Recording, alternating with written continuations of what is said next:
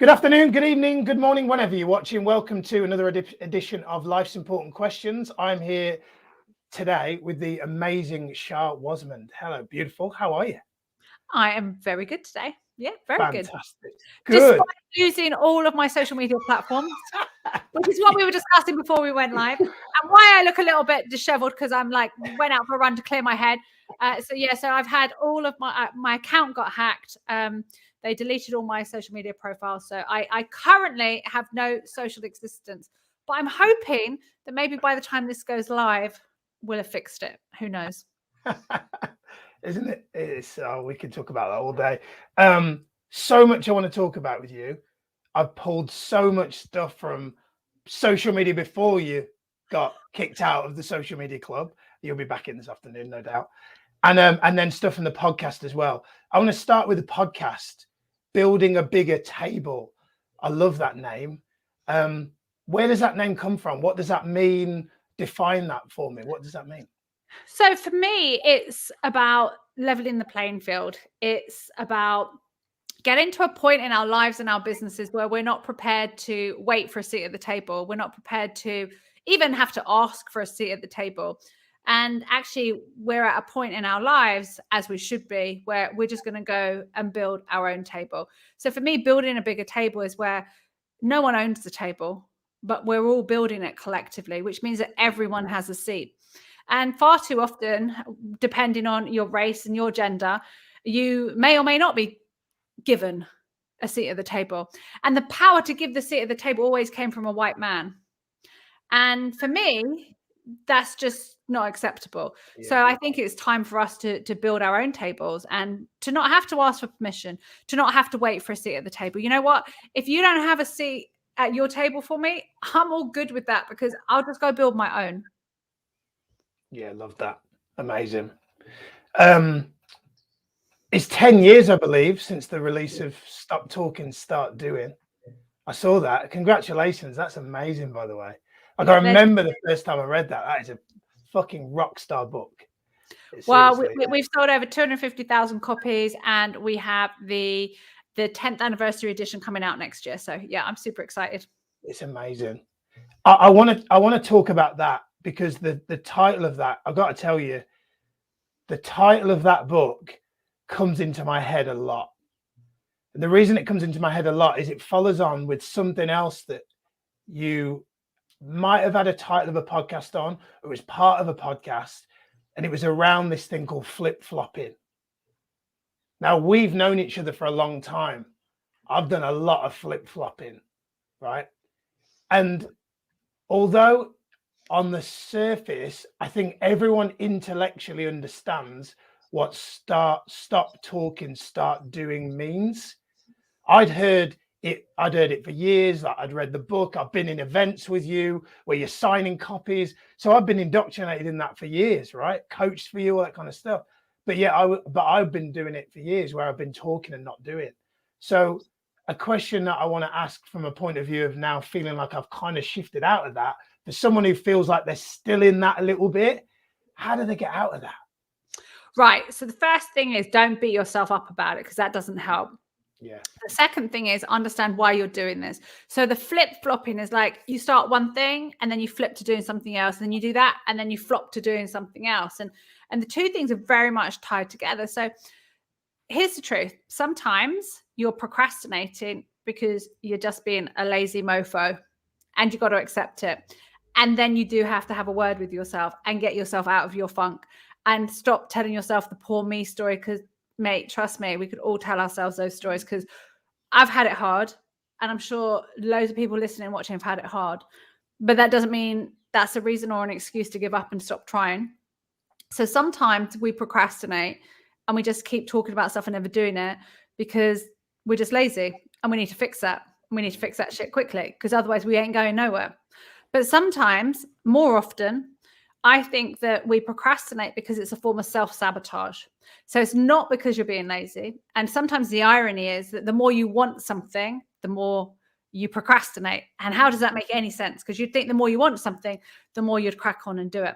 But oftentimes, the more you want something, you start turning a 100-meter race into the hurdles. So, what should have been a real clear run, you start throwing obstacles in your way. And you do that as a form of self-sabotage. But really, it's tied into this self-belief. When you really want something, you're afraid you're going to fail or you're afraid you're going to succeed. And so to stop either one of those things happening, you stay in no man's land by actually not doing anything. So if you really want to get out of your own way and you want to stop that flip-flopping, you have to dig deep and ask yourself, what do I really want? Because the third thing that happens, so the first thing is you're just lazy. The second thing is you really want something, and so you procrastinate because it's scary to really want something and to think about whether you'll fail or whether you'll succeed. So you actually paralyze yourself. But the third reason is you're actually going after the wrong things, right? So these are the three things that I see all the time. You're pursuing something that you're not aligned with. You're pursuing something that you think you should do. You're pursuing something that you've been told you should do. You're pursuing something that makes good financial sense but doesn't light you up. And so you talk about it and you don't really crack on with it. So ask yourself first and foremost, is this what I really want to do? If the answer is yes, then ask yourself, why are we not taking the action? Okay, recognize that you're self-sabotaging and then put measures in place to stop you doing that. So find a coach, a mentor, an accountability buddy, be very public about what you want to do in your goals, and just go out there and go for it. Love that. Amazing. Beautiful segue. Coaching and mentoring. I know you strong views on how important it is to know the difference and Absolutely. to make sure that what's the difference? Talk to me about your views on that. All right, so I think there's three fundamental roles that we need to be conscious of, what those roles are, how you play a part in those roles, and if you're a recipient of the trainings or teachings, when do you need which of these roles? Now, sometimes you might need all of them, maybe even all at the same time. And sometimes you need them kind of like, one after the other. So a teacher shows up to teach you a specific thing. So I could teach you how to create an online course. I could teach you how to write a best-selling book. I could teach you how to create 10-figure months. And I could teach you all three of those things relatively easily because I've done it multiple times on all levels. That's a teacher. A coach is there to help you find your own path. So I'm going to work with Miles to help him figure out what does he really want to do and how does he really want to do it. And then the teacher might come in to say, okay, well, now you know, Miles, what you want to do and how you want to do it. Now I'm going to teach you that thing, that skill, that piece of information that you need to know how to do. And then the third one, so a coach isn't there to tell you what to do. A coach is there to help you find your own path. Whereas a mentor should help you shortcut the path. So a mentor should say, right, you want to take the online course that you've created, or you want to take the best-selling book that you've written, or you want to take your current business model and you want to 10x it. A mentor should have done that before you.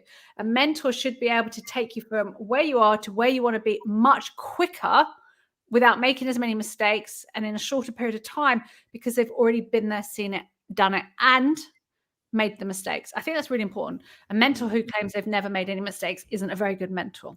So there are occasions when I might play all three of those roles with a client. So I might be teaching them and working with them around how to create a best-selling book, but I might be mentoring them around how to take that best-selling book and use it for their business.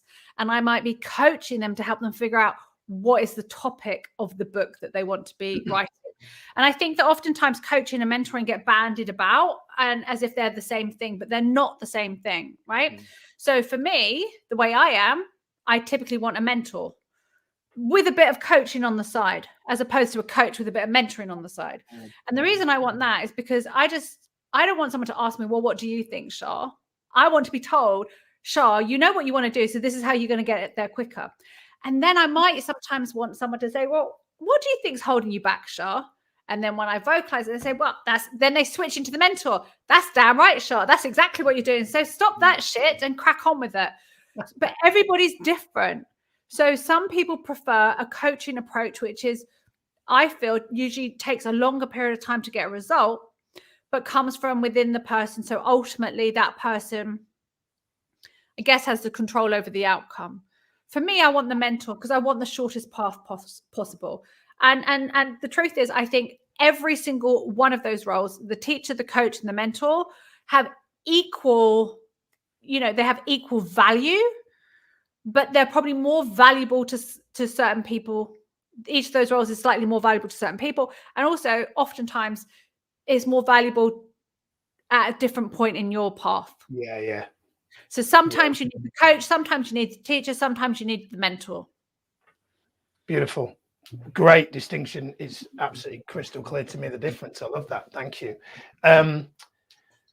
One of the things I picked up from a podcast episode this past week was about reflection. You talked about why you feel reflection is so important. What's significant to you about reflection? Like, why is that so important, do you think? So it's because it's something that I don't do enough of. I've talked about this I actually don't know if I've done a podcast on it. If I haven't, I really should. I think it was a topic with somebody else, and yeah. No. The topic I'm going to talk about, how it's tied in, is talking about post-traumatic growth. Now, if you've ever been through any trauma in your life, or anybody who has, we all are pretty clued up around PTSD, post-traumatic stress disorder, and the way that it can show up in our lives. And having lost my son's dad when my son was only 3.5, I went through a prolonged period of PTSD that it took me quite a while to recognize it retrospectively. But then I went into an even longer period of post-traumatic growth syndrome. And whilst this sounds like it's the kind of the richer, better looking cousin of PTSD, and in some ways it is, because the results of suffering from post-traumatic growth syndrome is that you have a very high output of stuff, right? So you have a more positive view of everything, but you also never stop working. So if you suffer from post-traumatic growth syndrome, you can't stop. You are always in drive mode. You've always got to have forward momentum. So the upside of that means that you're constantly producing, creating, and typically will be more successful, quote unquote, in our, generalistic terms of success. Monetary success, power, recognition, all of that stuff. However, it comes at a price, and the price is you don't stop.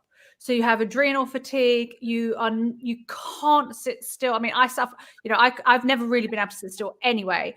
But after this, I started to read up about it, and I really recognized just how many of the symptoms that I suffered with. And so I never reflected, because I didn't give myself time. I never celebrated what I'd achieved. It was always, what's the next thing? What's the next thing? Next thing. I'm constantly looking for the next thing, rather than actually being able to reflect and be happy in the moment.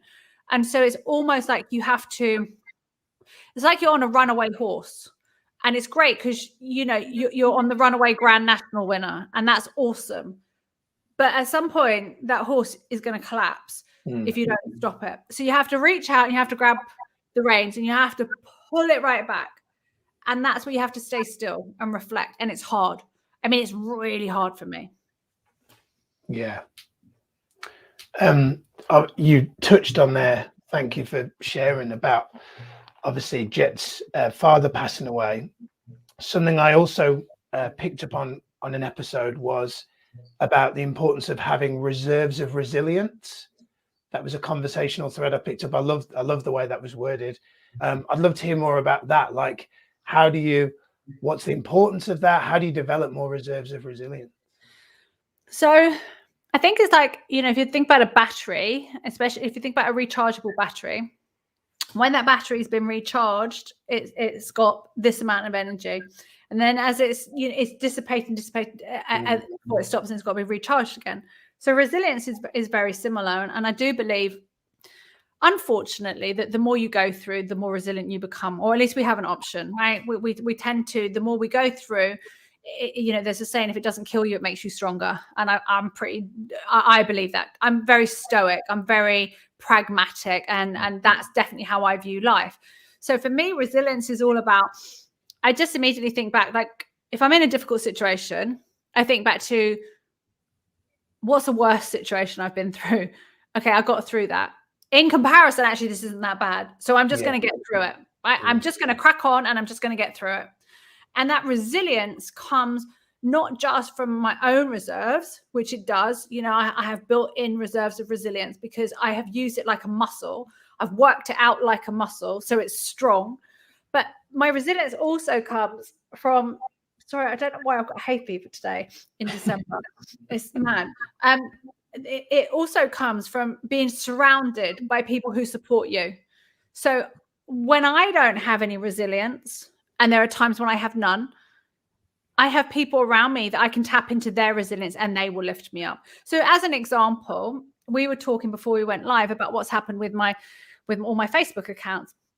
And the first thing I think you said was you must have people around you. If you don't know someone, you're going to know someone who knows someone who's going to be able to fix it. And you know what, Miles, that is my life.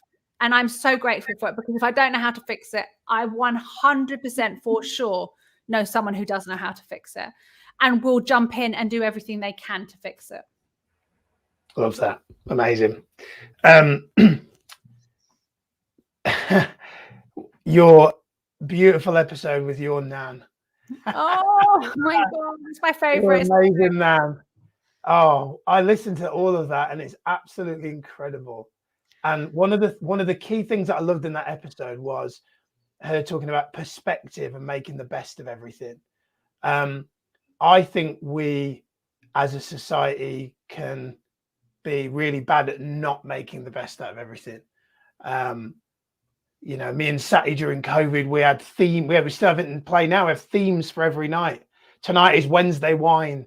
Thursday's documentary night. Saturday, we put a disco ball in the kitchen and dance, even if it's for 20 minutes when Sage has gone to bed, trying to make the best of everything, right?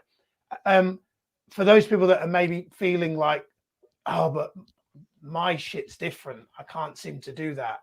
What advice would you have that maybe is from you or from your amazing nan about making the best of everything? Well, I would strongly recommend you go and listen to the episode. Yeah. It's on Building a Bigger Table, my podcast, and it's the episode with my nan. Can't remember what number it is. I probably should, but it's clearly, obviously, my favorite episode. My nan is just such a phenomenal woman. She's 96. And she's planning on getting on a plane and going to Lanzarote for Christmas at 96. So at an age where most people would have absolutely positively given up a long time ago, her attitude is, I am here and I'm going to be 100% present whilst I'm here. And she puts things into perspective, because she says, Shaa, when you've gone through the war, like she said, your generation has no clue. It has no clue how hard things have been. And she was talking quite a lot about how women's roles have changed. And she was saying that she had to leave school at 14, even though she was at the top of her class. Yeah. Even though she was smarter than all the boys, she had to leave school at 14. Bullshit. That's bullshit. It's terrible. And her brothers could continue at school, but she had to leave to go to work and bring the money in, because that's how it was done back then in you know, poor working class families. And then she said, you know, it was so long, like women didn't have the right to vote. Like it was, she said she looks at how her life was and how my life is today and the differences. And she said, like Shaa, she said, women today are able to do everything and anything they want. It's not that there's not a pay gap anymore, because there still is, but the difference is that we have the ability to actually, my nan didn't even have the opportunity to speak up about these things. It was just so ingrained into society as a given that this is what happened if you were a girl and this is what happened if you were a boy. And so her attitude to everything is to be grateful for what you have and fight for what you deserve. Amazing. Beautiful. Something else, I think this is one that's just come out this week, talked about we're all made for more, and how a lot of people are playing small. How do you we've kind of talked about the stop talking, start doing, but how do you identify how do you know when you're playing small, when you don't know what you don't you know. Yeah. I don't believe that. I believe everybody knows. I believe we all know. I know when I'm playing small, and I can still play small. We don't get to a certain point in life or career or our professions or our business when you know we've reached the point. There is no point. We're all on a journey. But it's that when you wake up and you just go, is this really it? Like, is this it?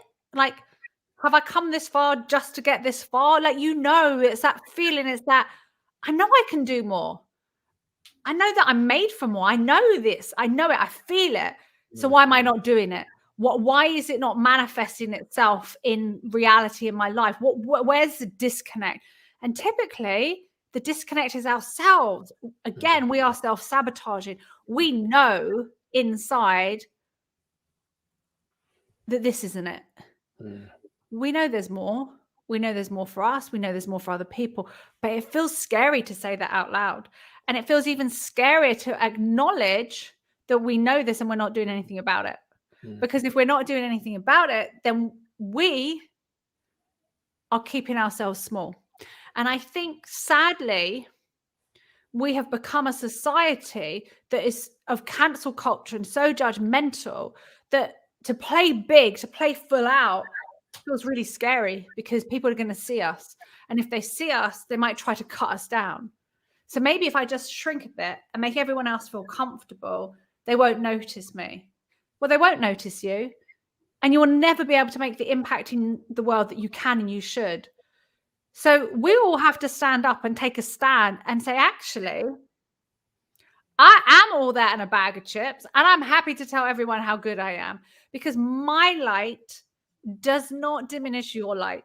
My light should pave the way for you. My light should illuminate the way for others. And by the way, your light should do the same for me. It's not the one shining brighter. I mean, the stars don't try to compete with each other. So why are we doing that shit? Another magical segue. Slay your lane. Talking about people competing with each other, comparisons, all this kind of stuff. What does that mean, slay your lane? It means focus on who you are and what you want to achieve and go all out and do that. And do not worry about what's happening to the left of you or to the right of you, because that is not your problem. And that is not your responsibility. Your responsibility is to be the best you that you can be. In this online space particularly, we see stories all the time, people throwing out all these numbers about how much they're earning. But I come from the real world, like the old school world of business, where you have to have profit and loss, and you have to have a board of directors, and you have to present all of this. And there's a very big difference between turnover and profit. You know, turnover is vanity and profit is sanity. And so I think this world needs to recognize that actually, if you're banding about these numbers, you should actually stand up and stack them up, because we are presenting a fictitious view to the rest of the world, that we have these wonderful Photoshop lives that aren't actually real, that are doing a disservice to everyone by making other people feel that there is something wrong with them, that they're not achieving these great, big, huge, lofty goals, when in reality, so many people's lives don't actually look like the way they portray them. So slaying your own lane is saying, this is who I am. This is how I'm going to show up. This is who I want to serve. And this is how I'm going to serve them. I'm going all out. And if you're doing something else and you make more money, good luck to you. And if you're doing something else and you're not making as much money as me, I hope you're still happy anyway. Let me just go and focus on my lane. Love that. Mindset monsters. I love that terminology. Let's talk about mindset. You talk about building a rock solid mind and how to defy the mindset monsters. What are mindset monsters? The little voices in your head that tell you you're not good enough, that tell you you're too this, you're too that, you're the wrong race, you're the wrong gender, you're the wrong age, you're the wrong background, you're the wrong, I don't know, whatever stories we want to tell ourselves, because it doesn't matter what point in our lives we are, when we're, you know, we were just filling a new story. That it's those negative voices that always come from the internal voices. But, you know, in that episode, what I was talking about was that I'm my own worst enemy. I stand in my way far more than I let anyone else stand in my way. But equally, I'm also my biggest champion. So the irony is you can be both things, right? So I can stand in my own way one day, and the next day I'm like, man, I am so good. And then the day after, it'll be like, I don't know if I can do this anymore. I just can't be asked. And it's just being honest about it, right? So that you can recognize when you're playing into those different roles and how do we switch so that we become more of our biggest cheerleaders and less of our biggest saboteurs. Love that. Recent episode was on, you talked about money and happiness. And I actually went into the show notes because I loved what it said, which was about, I feel like I'm going to steal what you're about to say, but you'd said, wealth is not about having a lot of money. It's about having a lot of options. I want to really start to think about when you invest, where you're investing your time. From here on out, my focus is being more time rich. Yes. Great. Love that. I love that. Yeah. Talk about that. Like, where does that philosophy come from for you? So it comes from growing up incredibly poor, and my only focus was to be financially stable. So I've worked very hard to become financially stable and to create an abundant life financially. But that hasn't always meant I've had an abundant life time-wise. Now, I do want to put this into perspective, right? Because I take quite a lot of holiday. Like, I typically take 17 weeks holiday a year. And I know some people will be listening to this and thinking, well, how much more time rich do you want to be, mate? Like, that's a shitload of holidays. However, I have yet to go on a holiday where I don't do some work, right? So I will typically get up early all the time anyway, and I'll work for the first 2 hours of the day. Being time rich is about having the time to say, do you know what? I don't want to work this week. I just want to go and hang out at a coffee shop with my mates. And I don't really care how much money I earn this month because I'm going to take this month off and I'm just going to, I want choices. I want people to have choices.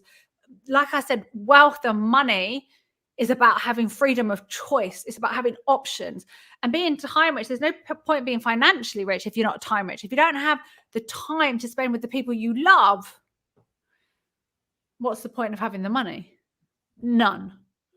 Amen. I mean, here's the truth. If I lost money today, I can make it back tomorrow. If I lose time today, I'll never get it back. Beautiful.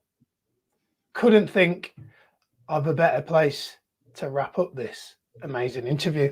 Any final words of wisdom for the audience that are listening, Shaa? Many of which are going to be stereotypically coaches, especially newly qualified that have just come out of coaching school. And I'm sure we'll be getting a lot from this. But any final things that you want to say? I think you want to just be true to you. If you're building a business around you, you're building a business around coaching or training or consulting or even mentoring, be true to who you are and really be brave to go out for what you want, to build the business that you want, not just the one that you think you should do. And reach out and ask for help when you need it, you know, and help can come in so many different forms. You can listen to Miles's podcast. You can listen to my podcast. You can buy books and you can invest in coaching and mentoring and training. All of those options are valid. What's not valid is to get stuck and stay stuck. We all get stuck, but we have a choice whether we stay stuck or not. Amazing. Thank you, Shaa Wasmund MBE. How funny question, how should people stay in touch with you after this? Usually we'd say the obvious ones. Okay, so how you can get in touch with me today is go to my website, shah.com. Everything is there, so just go to shah.com, sign up for my newsletter. We have some awesome free downloads and cool stuff to help you figure out how to create your signature offer, how to create your first online course, all that good stuff. But really, I would say, why don't you just go and subscribe to my podcast, Building a Bigger Table, found on Apple, iTunes, Spotify, all good places where you listen to good podcasts. I like that. That's like a radio finish. I will make sure that everybody watching, listening to this gets the link to Shaa's podcast. I'll make sure that happens. Thank you, Shaa.